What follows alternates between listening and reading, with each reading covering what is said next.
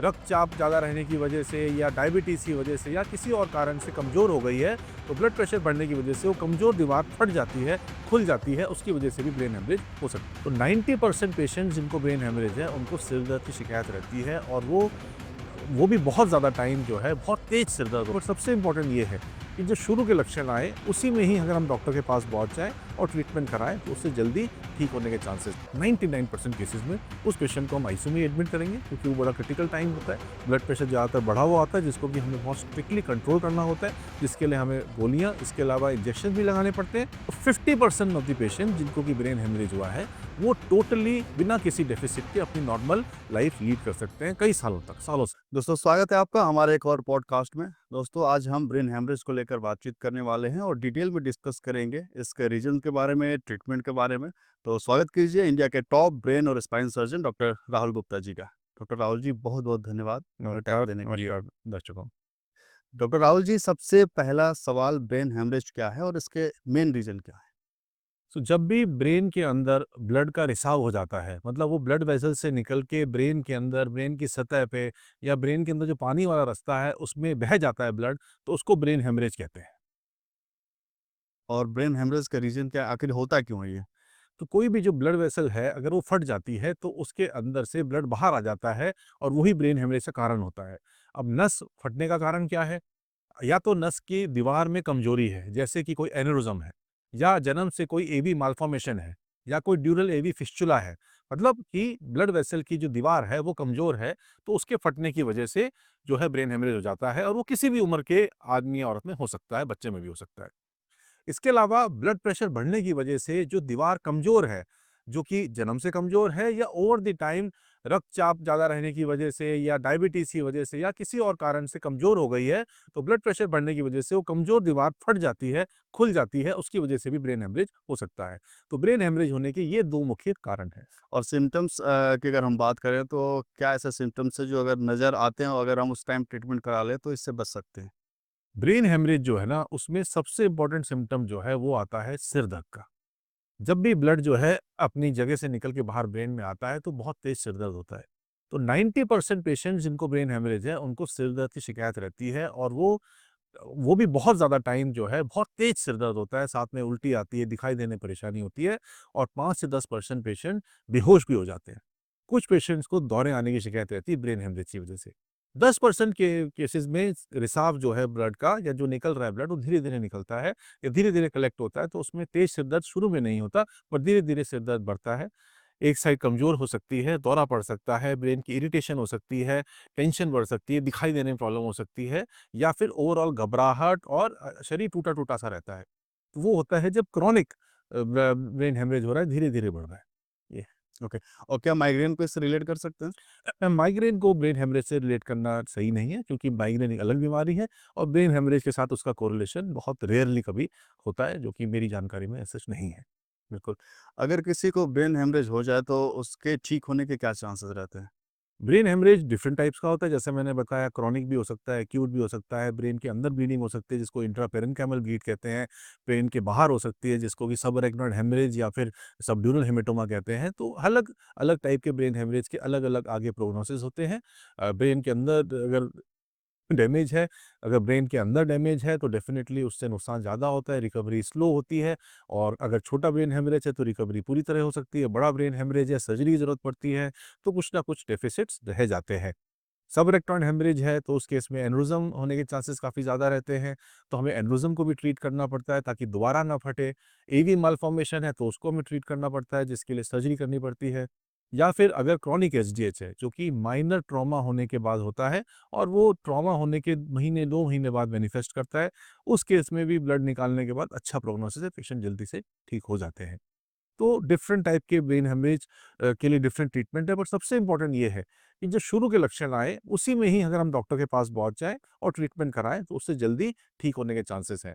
Example दूंगा, हमारे एक मरीज जिनको कि ब्रेन के अंदर हाइपरटेंसिव ब्लीड हुआ था, वो पेशेंट हमारे पास विद इन 4 आवर्स पहुंच गए, और हमने उनकी सर्जरी करी, और 3 दिन बाद वो होश में आ गए। वरना इतनी फास्ट रिकवरी मैंने नहीं देखी, क्योंकि हमारे पास जनरली जो पेशेंट पहुंचते हैं, वो 6-8 घंटे 12 घंटे बाद पहुंचते हैं, तब तक ब्रेन को काफ़ी नुकसान हो चुका होता है। बिल्कुल। और आईसीयू में जब पेशेंट जाता है तो वो कौन-सी सिचुएशन होती है? क्या हम उसको एकदम से क्रिटिकल काउंट कर सकते हैं? कोई भी पेशेंट जिसको ब्रेन हेमरेज होगा 99% केसेज़ में उस पेशेंट को हम आईसीयू में एडमिट करेंगे क्योंकि वो बड़ा क्रिटिकल टाइम होता है। ब्लड प्रेशर ज़्यादातर बढ़ा हुआ होता है जिसको कि हमें बहुत स्ट्रिक्टली कंट्रोल करना होता है, जिसके लिए हमें गोलियाँ, इसके अलावा इंजेक्शन भी लगाने पड़ते हैं। तो ऐसे पेशेंट्स को आईसीयू में रहना ज़रूरी है। डेफ़िनिटली कोई भी ब्रेन हेमरेज जो है वो क्रिटिकल सिचुएशन है जिसमें कि ब्रेन के अंदर ब्लीडिंग हो चुकी है और हमें आईसीयू के अंदर रखना ज़रूरी है। कुछ पेशेंट्स का स्टे 3-4 दिन का होता है और काफ़ी पेशेंट्स का स्टे इसमें 10-15 दिन, 20 दिन भी हो सकता है। बिल्कुल। क्या अगर कोई पेशेंट ब्रेन हेमरेज के ट्रीटमेंट के बाद ठीक हो जाता है तो उसकी जो मेंटल कंडीशन रहती है वो पहले की तरह हो सकती है?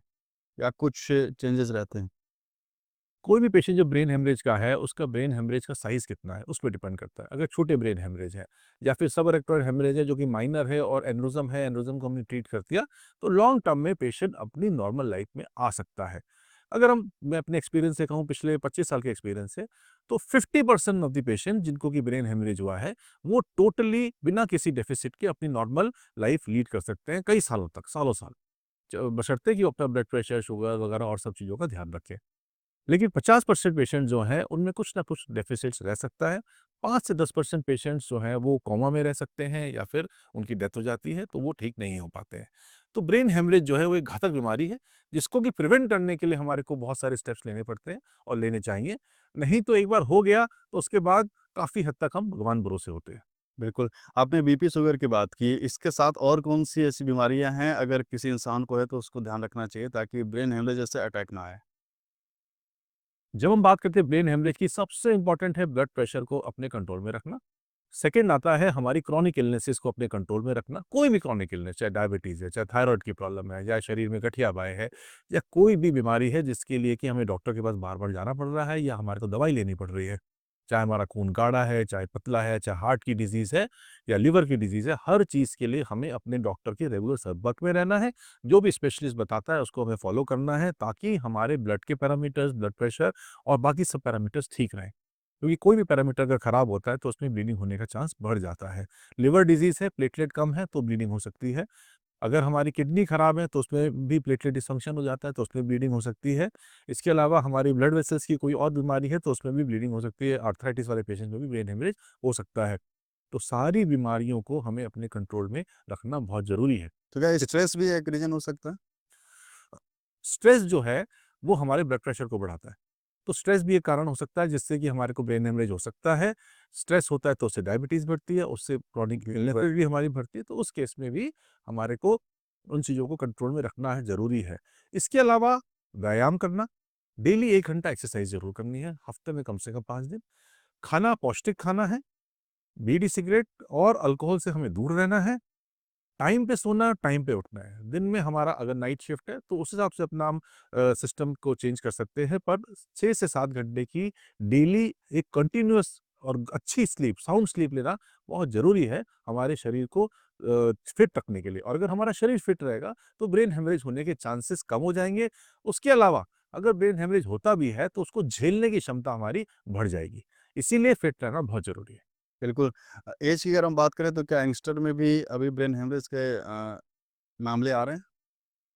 जब हम बात करते हैं ब्रेन हेमरेज की, तो मैंने आपको बताया कि आयु की कोई उसमें क्राइटेरिया नहीं है। जिन बच्चों में जन्म से कुछ ना कुछ वेस्कुलर एब्नॉर्मैलिटी है, चाहे एन्युरिज्म है, चाहे एवीएम है, ड्यूरल एवी फिस्टुला है या कोई और बीमारी है ब्रेन वेसल से संबंधित, तो उस केस में ब्रेन हेमरेज हो सकता है। या फिर कोई खून में प्रॉब्लम है, कोagulation में डिफेक्ट है, लिवर डिजीज़ है, किडनी डिजीज़ है, तो उस केस में ब्रेन हेमरेज हो सकता है।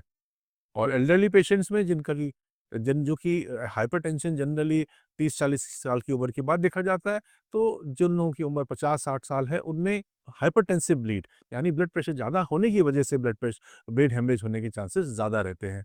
तो यंग पेशेंट्स में भी चांसेस काफ़ी हाई हैं ब्रेन हेमरेज की, पर कारण थोड़े डिफरेंट होते हैं। बिल्कुल, अभी हमारे जो टेक्नोलॉजी है वो कितना एडवांस है कि इसकी जो सर्जरी होती है वो इसके सक्सेस होने के चांसेस ज़्यादा हैं। तो हम जब ब्रेन हेमरेज की बात करेंगे तो मैं अपने 25 साल की एक्सपीरियंस की बात करूँगा, तो आज से 15 साल पहले तक हम ब्रेन हेमरेज के पेशेंट्स को ज़्यादा ट्रीट नहीं कर पाते थे, ज़्यादा उनको नहीं तवज्जो देते थे क्योंकि हमें रिज़ल्ट्स अच्छे नहीं मिलते थे। पर पिछले 15 साल में जो नई-नई टेक्नोलॉजी आई है, टेक्नीक्स आई हैं और हमारी जो अंडरस्टैंडिंग बढ़ी है ब्रेन हेमरेज के बारे में, हमारे रिज़ल्ट्स काफ़ी इम्प्रूव हुए हैं। ख़ासकर कि एन्युरिज़्म सर्जरीज़ में, एवीएम सर्जरीज़ में और जो हाइपरटेंसिव ब्लीड्स हैं, पेरेन्काइमल ब्लीड्स हैं, उसमें भी हम लोगों ने काफ़ी सक्सेस जो हमारा रेट है वो बढ़ गया है।